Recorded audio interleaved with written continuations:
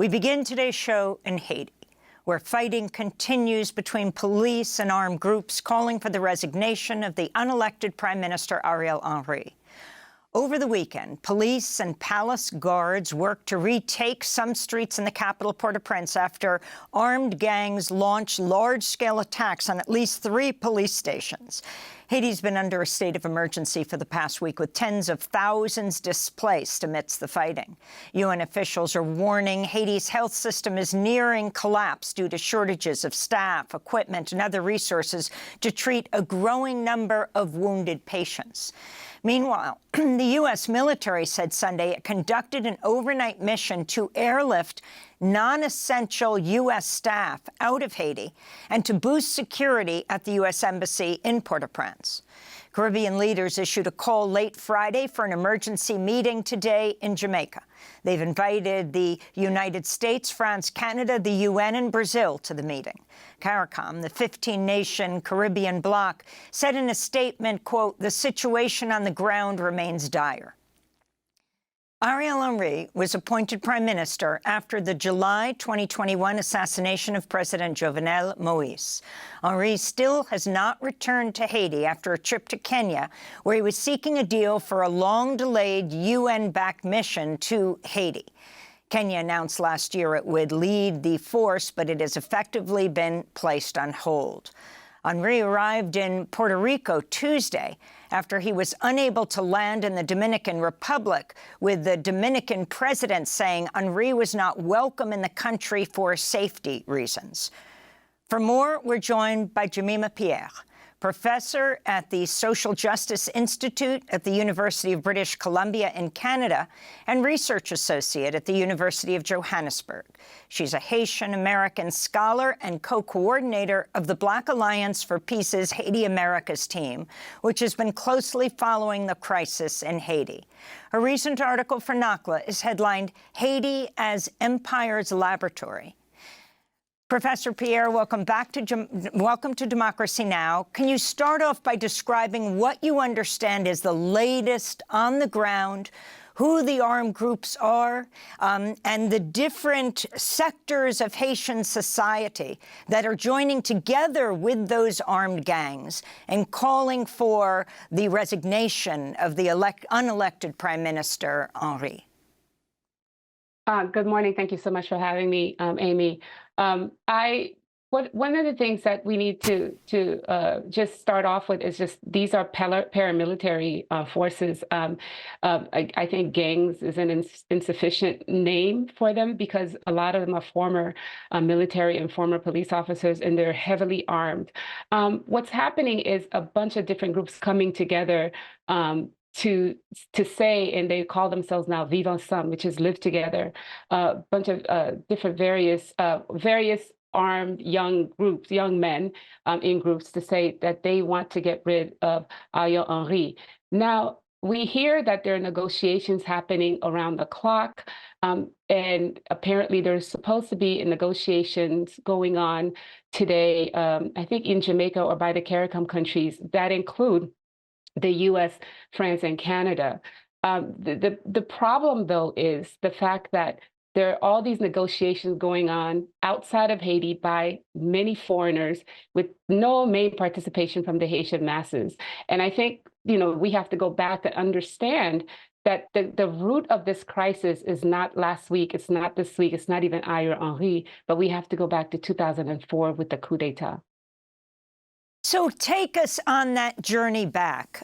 If you'll give us the historical context in your piece, it's headlined "Haiti as Empire's Laboratory." In it, you write, "Haiti has been and continues to be the main laboratory for U.S. imperial machinations in the region and throughout the world." Explain.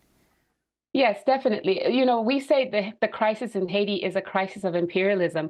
In 2004, as has been revealed and admitted to, the U.S., France, and Canada got together and backed a coup d'état against the country's first democratically elected president, Jovenel Moïse.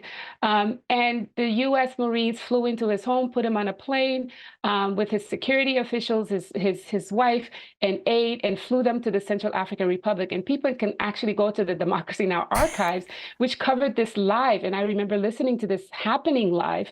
And the point of this was that this coup d'etat, which was led by two permanent members of the UN Security Council, was then sanctioned by the UN when these same two members of the UN Security Council, and that's US and France, basically pushed the UN Security Council into sending a multinational military force to Haiti, armed under Chapter 7 deployment.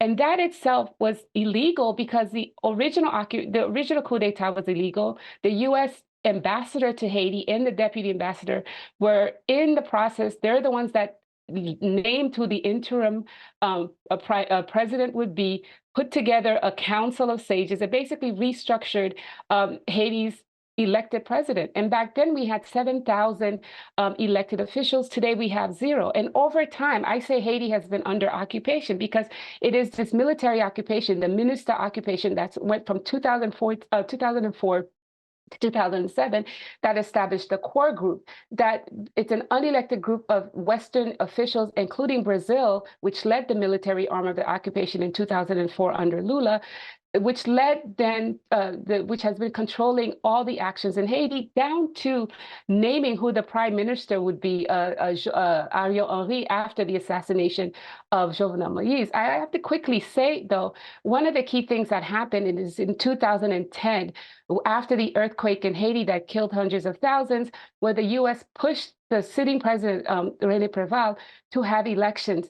And in the WikiLeaks papers revealed to us later that Hillary Clinton actually flew to Haiti and changed the election results, where Michel Martelly of the PHTK political party did not make the first round, but the U.S. forced the Haitian Election Council to actually put him in the second round.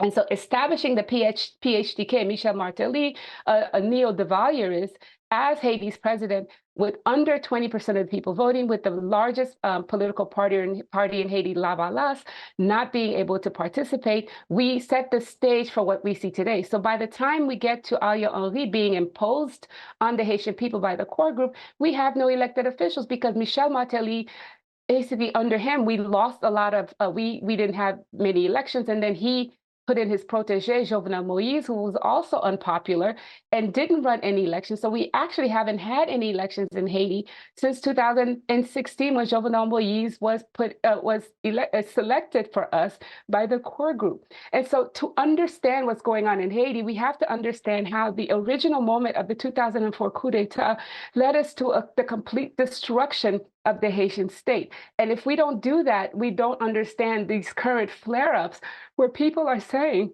they want their democracy back and saying that whatever negotiations that are happening outside of Haiti has nothing to do with them because it has not included them. You know, when we went to the Central African Republic in a small plane with U.S. Congressmember Maxine Waters and the late founder of Trans-Africa, Randall Robinson, and a Jamaican MP, we flew to the Central African Republic. They went to retrieve the Aristides who'd been put there by the United States. And as we were flying back over the Atlantic, they got word from that Rumsfeld, Condoleezza Rice, and Colin Powell were saying that the Aristides were not to return to this hemisphere, were not to return to Haiti, to which Randall Robinson replied, "Whose hemisphere?" And so he was not able to land in Haiti and went into exile in South Africa, where you have also taught for many years, for over 7 years. And then we went to South Africa when he finally returned to Haiti. And people can see all of those reports at democracynow.org. But I'm wondering, I wanted to talk about the latest news, the Miami Herald reporting that Secretary of State Antony Blinken spoke by phone Thursday with Haitian Prime Minister Ariel Henry in a series of calls that officials described as tense. This is the U.S. State Department spokesperson Matthew Miller speaking Wednesday about the violence in Haiti. As the situation on the ground grows increasingly dire, we in CARICOM have continued to call on stakeholders, including the Prime Minister, to make concessions in the interest of the Haitian people. So we are not calling on him or pushing for him to resign, but we are urging him to expedite the transition to an empowered and inclusive governance structure that will move with urgency to help the country prepare for a multinational security support mission to address the security situation and pave the way for free and fair elections. But Jacqueline Charles, the Miami Herald reporter, said that the U.S. was pushing Ariel Henry to resign. What do you understand, Professor Pierre, about the latest? And also even where he is. Is he still in Puerto Rico, unable to get back to Haiti? Yeah, he's in Puerto Rico under FBI's protection. He had to leave the hotel he was in when he first landed because Haitian people living in Puerto Rico were protesting his presence in the state, and so that's important. You know, the U.S. government is being extremely hypocritical here because in 2004, when the U.S. Marines landed at Aristide's house, put him on a plane and told the world that he resigned before the plane even landed in Central African Republic, and basically put in power a whole new government. And now they're saying that this unelected prime minister that they put in place refuses to resign, where he actually has no legitimacy and no mandate whatsoever. I also want to say quickly, just to touch back to the question earlier, is the reason I say Haiti's a laboratory, because this is the first coup d'etat that was sanctioned by the UN, and Haiti was ruled by a multilateral coalition of all these countries. And so the UN occupation of Haiti through MINUSTAH and through the core group is multinational, multiracial, and it almost seems as if this is a humanitarian effort as opposed to a coup d'etat that has been successful. And so the whole world is participating in the occupation of Haiti unwittingly because, and this is how we have to remember how the U.S. will work, and they will use their proxies to do the dirty work for them.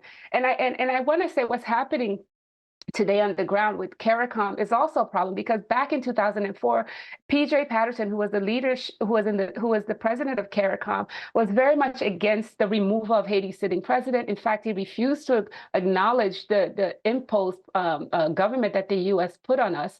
But now CARICOM is playing a different role, where they're bringing the U.S., France, and Canada, the people who did the original sin, to pick our leaders again. And so the problem is, if this goes on, and if they don't take into account other solutions that Haitians have been putting together, you know, in early 2021, you had La Famille Lavalas come up with Salut Public, which means that we need to start over and change the system. We had the Montana Accords. We have local groups that actually had a solution before the Moïse assassination. The U.S. government was trying to protect Moïse and basically ignored all these local solutions. And so now they cannot say that they're here to help Haiti as much as trying to figure out how to put in place another unpopular and illegal government. And so then we'll have the same problem a few years down the line. The other thing I want to quickly say, I know in a hurry, is that the people funding these armed groups are the part of the oligarchy. And most of the guns and ammunition are coming from the U.S.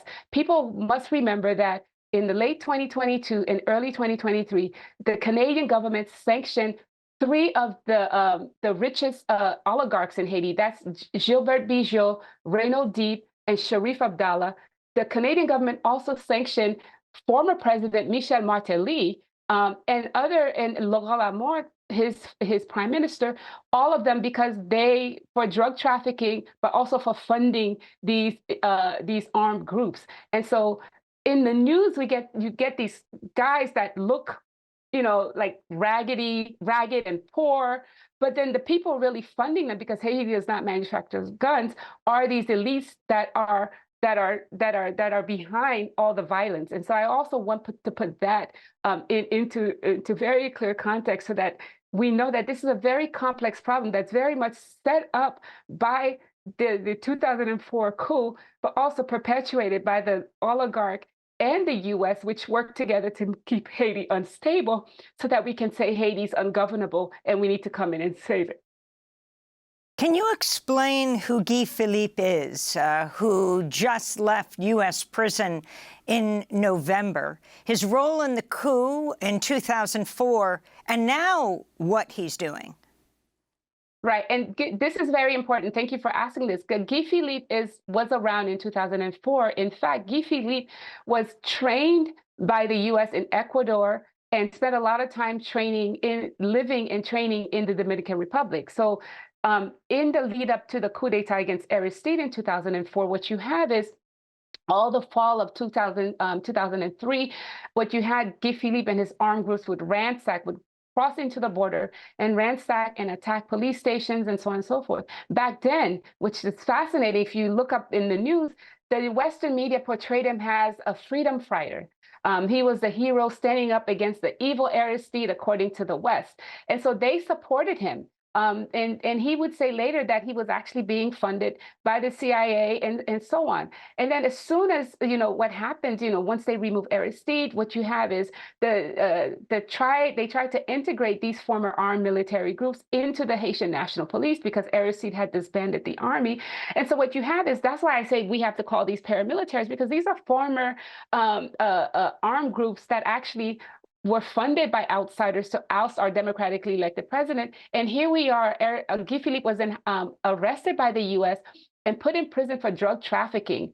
And we have to understand this because even during his trial, there are certain things that were kept secret because it implicated the US government. And so he served 6 years in prison as a criminal in the US. And now the US dumped him in Haiti in November 2023.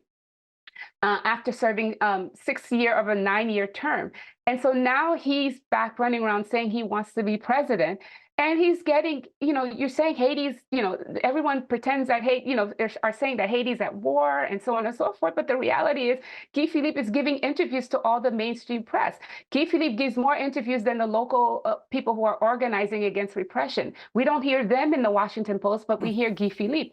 So I wonder what the U.S. role is for Guy Philippe right now. And as far as I'm concerned, he should be tried for treason because he worked with the U.S. to actually remove our elected president. And so we have to be very careful about what the U.S. is bringing, what the mainstream media is bringing to us as real and as a situation when we know the situation is actually very much controlled by the U.S. and the core group when it comes to Haiti.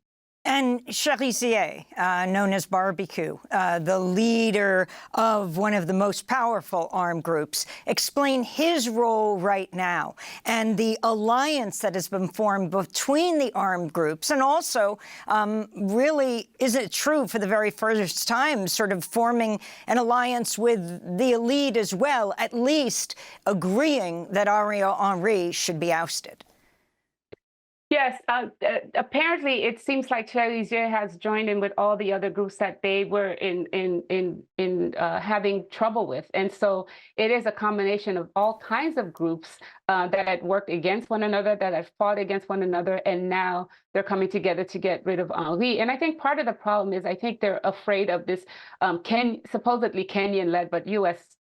pushed Kenyan mission of 1,000 police officers coming in, another foreign invasion, and they're worried about their position in Haitian society. I do think the elite have to be brought into this, the oligarch of Haiti that are funding this and supporting this, because this nonstop ammunition comes from somewhere. They're coming from these ports that are owned by the elites. And so there might be we don't know who the machinations behind these gangs, who's paying for them, who, we know that they broke into the ports and emptied some containers, and we don't know what they took, but we know that the ports are not owned by the people, they're owned by the oligarchs. And so what's going on in Haiti is actually very important because I don't think it's a plan that the U.S. wanted, which is why they rushed Henry to Kenya to sign this bilateral agreement after the Kenyan courts said that it was unconstitutional for Kenya to send its police to Haiti. But I think things changed faster than they anticipated. And so now they're scrambling